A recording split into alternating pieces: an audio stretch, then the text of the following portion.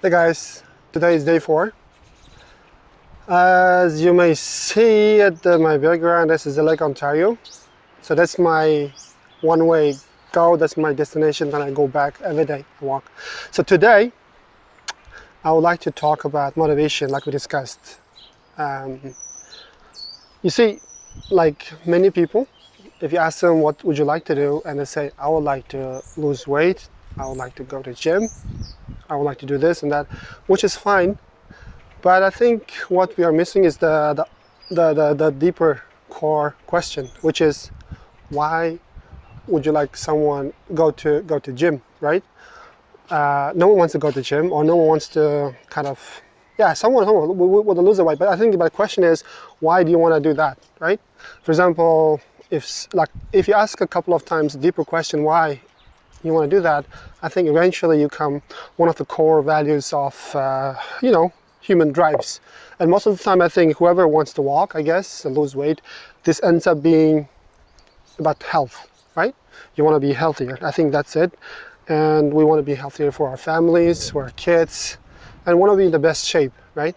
So once you go to core value, and then there's something I learned, it's something called swarm of ideas, right? Imagine that's the main idea, becoming healthy.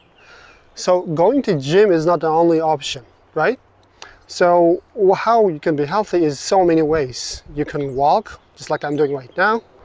You can go cycling, you can go swimming, you can go sports, like anything that becomes you active, or you have to change the way of eating, right? So there are basically two ways.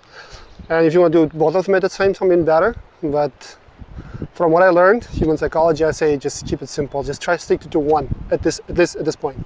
So the question is, I guess, so in my case, I chose the walking because I tried other things. Some of them worked, some of them didn't work. For me, the walking comes to the easiest one. I think probably of my nature, probably, if I don't see a goal, I don't understand running or other things. So for me, walking becomes a bit easier. So my story is that about 3 years ago, so I was in one of the investor meetings with one of the Tariq Fahim. He's a very good brother, inspirational guy, investor. We're just sitting and discussing, and I keep noticing that his photo, the profile photo was different. The person that's sitting in front of me, I just keep asking him, are you sure this is what's going on? In the beginning, he just didn't say anything, but in the end said, that's so, thank you very much, but I think I walked, he said, I started walking like 10 kilometers per day. I said, wow, I said, interesting, So that's why I was for me, that was inspirational point that if Tariq can do it, maybe I can do it as well, so I started walking. But you see, when I started walking, it wasn't the first time. I started other times the oil failed, but still, you need this motivation, inspiration. That's what started doing that.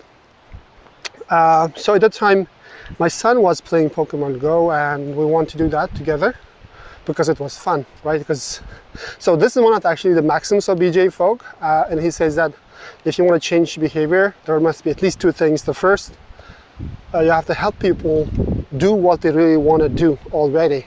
You cannot come and force the things they don't want to. For example, let's imagine there are many people who don't want to give up their eating habits, but at the same time you want to lose weight. So they think, okay, I'm gonna go on a diet, right? So as you can imagine, it's just a matter of time.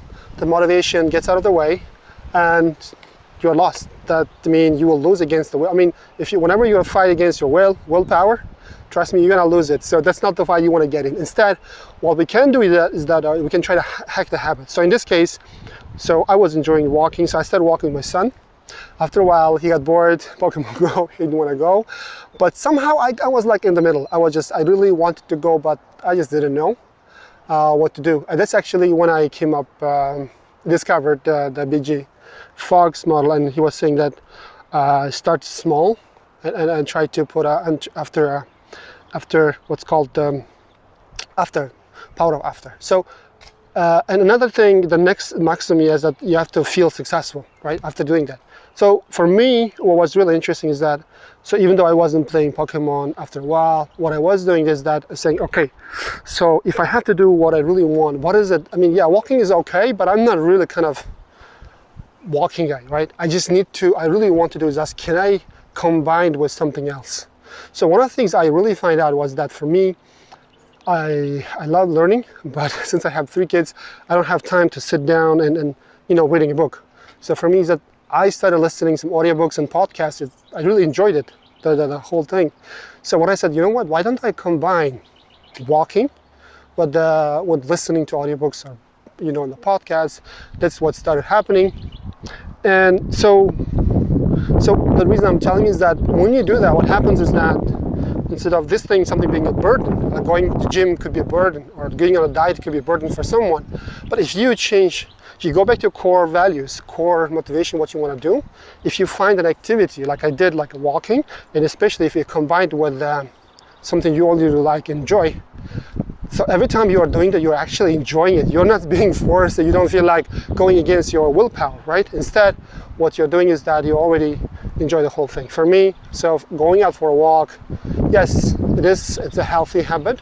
It's not the only reason I do that though, right? For me, it's like, for me, health-wise is good, but it's also for me, for mentally, spiritually, I listen, I learn, I kind of help me to grow, to be a better person, right? So as you can imagine, suddenly it just changed from become a burden, like something you enjoy. So for me, it's like a me time every day, like 1 hour, 1.5 hours. So I just go on. Sometimes I take my kids, sometimes it's my own, sometimes it's the family. But anyway, so walking this becomes much more easier. Sorry, this video is a bit longer, but I think I really want you to understand.